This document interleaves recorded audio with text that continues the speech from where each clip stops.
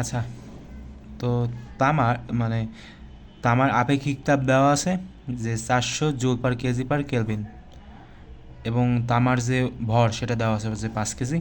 তো তামার তাপ ধারণ ক্ষমতা কত সেটা আমাদেরকে কী করতে হবে, বের করতে হবে। তো দেখো, আমরা একটা সূত্র জানি যে এস সমান সমান হচ্ছে তোমার C/m। এখানে কার পরিচয় কি ভাই? এখানে এস কি বলতো, আপেক্ষিক তাপ। এই যে আপেক্ষিক তাপ আছে না, এটা হচ্ছে তোমার এস। সি কি? সি হচ্ছে তোমার তাপ ধারণ ক্ষমতা, সেটা হচ্ছে তোমার সি, এবং এম হচ্ছে তোমার ভর।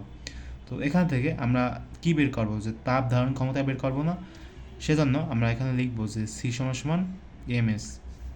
এখন এম কত দেওয়া আছে এখানে?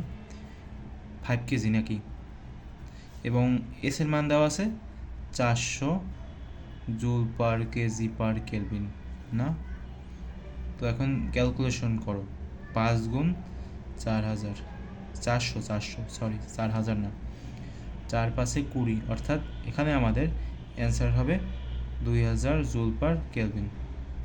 ঠিক আছে, তো আমাদের অ্যান্সার হচ্ছে এই যে ঘ নাম্বার, 2000 জুল/কেলভিন।